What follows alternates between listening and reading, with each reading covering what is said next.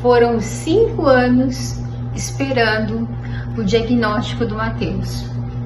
Uma espera, uma angústia, e nesse vídeo eu vou contar como foi todo esse processo. Olá, eu sou a Renata Maier, mãe do Mateuzinho, uma criança ultra rara, e venho contar aqui para vocês como nós chegamos até o diagnóstico dele e todo esse processo.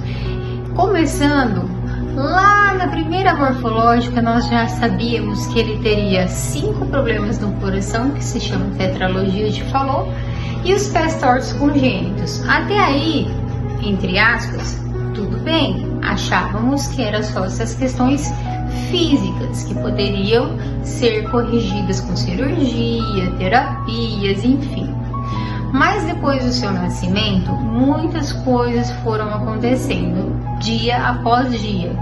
Eu observava a falta do desenvolvimento, o atraso do desenvolvimento, a dificuldade da alimentação, da coordenação, da parte cognitiva, e tudo isso eu levava para os médicos e ninguém sabia me dizer o que o Matheus tinha. Sim, diziam que ele tinha um atraso no desenvolvimento, ok, isso eu percebia, nós já sabíamos, mas o que ele tinha realmente? Era uma síndrome? Que síndrome é essa, né? Que todo mundo busca um nome, talvez. Apesar que esse nome para mim nunca fez diferença. Eu só gostaria de saber o que ele tem para ter um tratamento correto. Enfim, procuramos o geneticista. O geneticista é um médico que olha para a parte genética da criança, que pede exames mais aprofundados, e geralmente esses exames colhe-se o material e vai para fora do país. E quando volta esse resultado, geralmente ele volta com alguma observação, uma deleção cromossômica, uma malformação cromossômica, duplicidade de cromossomos, enfim, várias situações. E no caso do Matheus, o primeiro exame, que se chama CGH-RAI, com 2 anos ele fez, veio que o Matheus tinha 2 deleções cromossômicas, no cromossomo 7 e 8. Eu não vou me aprofundar nesse assunto porque não faz sentido no vídeo. Enfim, esse exame CGH-RAI, ele é um exame genético que ele olha mais amplamente os cromossomos das crianças, né? Então ele trouxe essas 2 deleções que o Matheus apresenta. Ok. É como se voltasse assim, nada consta. Porque no banco de dados internacional, essas deleções cromossômicas que o Matheus apresenta, não havia nenhum registro de doença, de síndrome de outra criança. Então a gente sempre ficava no escuro, sem saber, fazendo as terapias que normalmente toda criança com atraso no desenvolvimento faz, e enfim, seguimos a vida. Matheus passou por cirurgia cardíaca, cirurgia da cabecinha, ele tinha uma hidrocefalia vácuo, que não tem pressão intracraniana.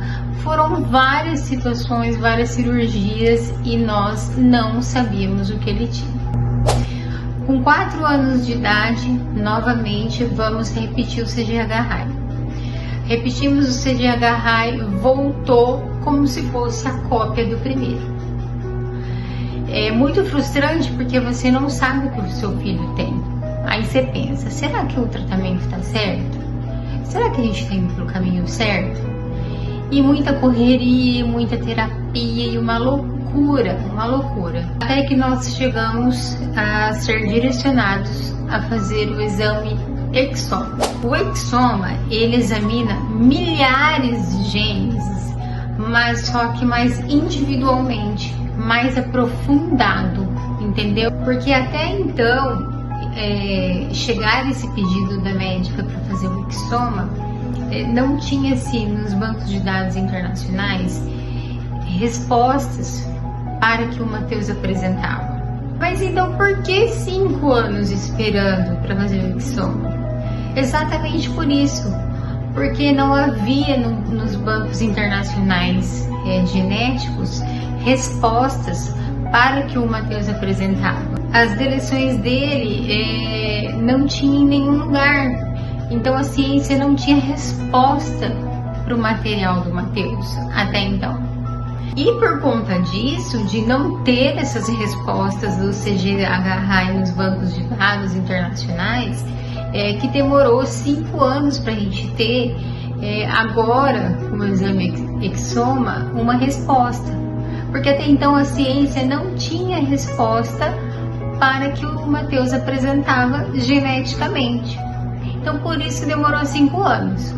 Com o Exoma, quando o Exoma é um exame que ele é mais detalhado, ele é um exame mais robusto, como o Mateus já apresenta as deleções no cromossomo 7 e 8, a pesquisa já é mais aprofundada nesses 2 cromossomos, e aí então veio o resultado. O Mateus ele tem uma síndrome chamada O'Donnell-Luria-Rodin. É uma síndrome ultra rara. Hoje tem-se registrado 120 crianças no mundo.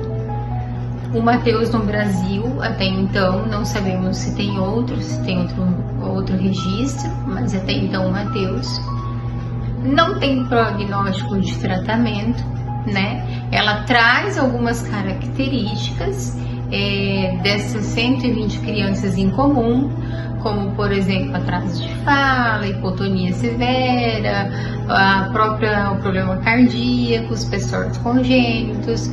Aí tem várias coisas. É uma lista que um grupo de médicos franceses tem um site onde trimestralmente eles lançam novidades sobre essa síndrome. Mas dessa lista, a única coisa que o Mateus não tem são as convulsões. É o que ele não apresenta.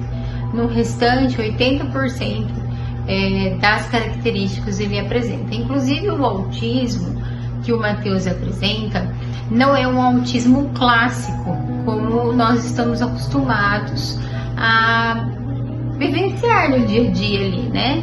A criança, ela tem um cognitivo um pouco preservado, ela fala com dificuldade ou não fala, mas ela anda, ela tem as crises, ela tem várias características do autismo em comum na maioria das crianças. E no Mateus não, é um autismo atípico, porque é um autismo relacionado a essa síndrome.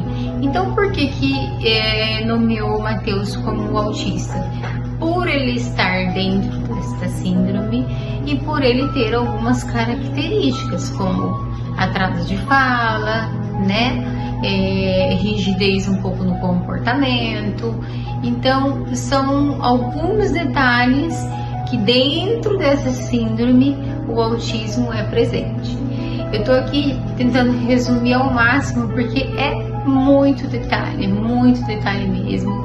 Seria um vídeo muito extenso, mas eu quero trazer para vocês a importância de buscar, de estudar o seu filho. Eu sempre falo isso, estude o seu filho, porque você buscando informações sobre ele, seja o que for, uma unha encravada,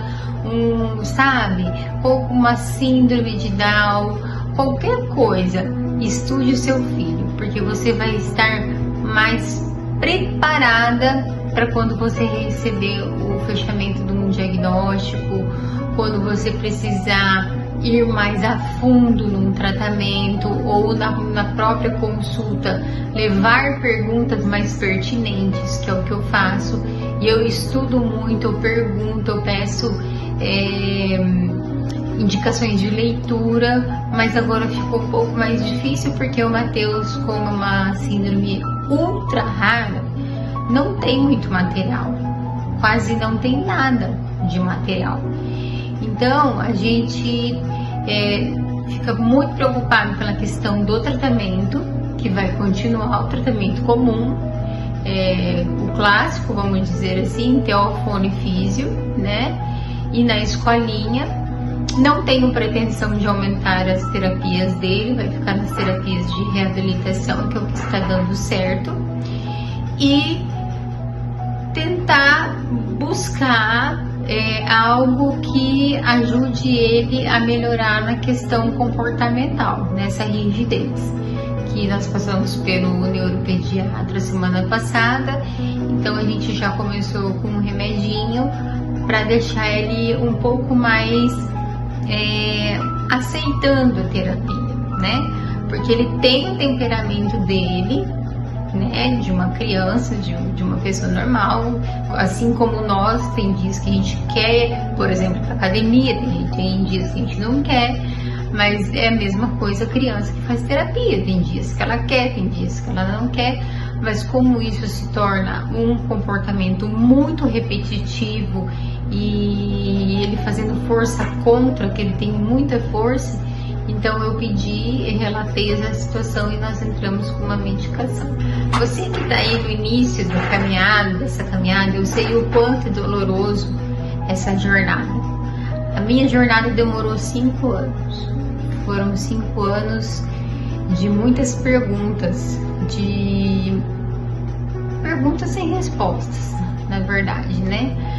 Mas que o diagnóstico com o geneticista, ele vai clarear o que o seu filho tem geneticamente. Ele vai te dar um caminho para seguir.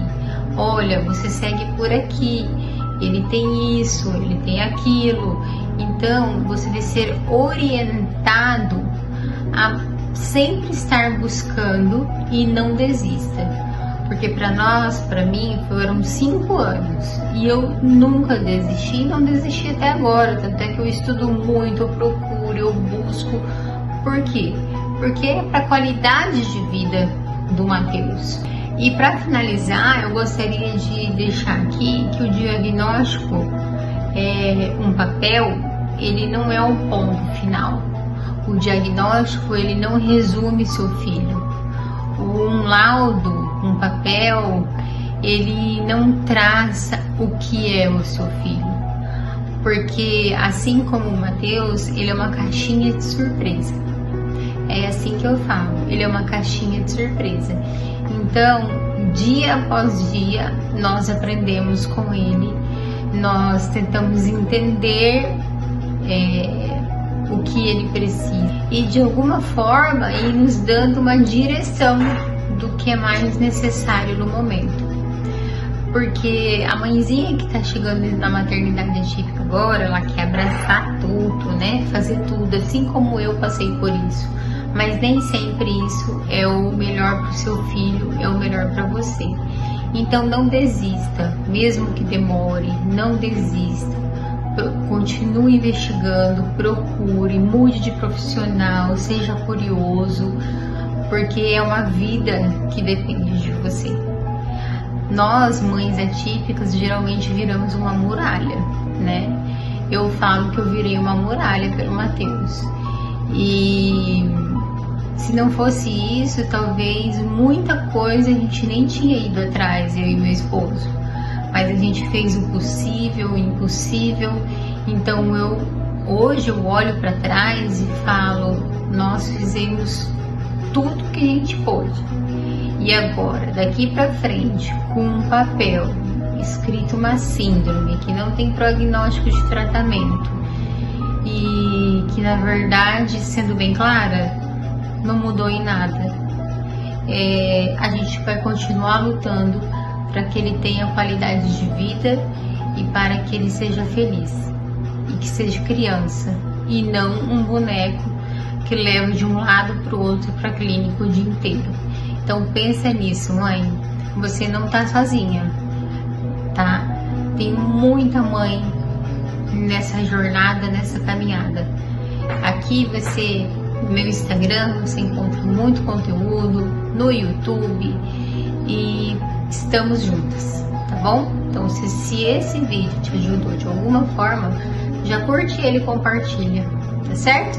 Até o próximo vídeo.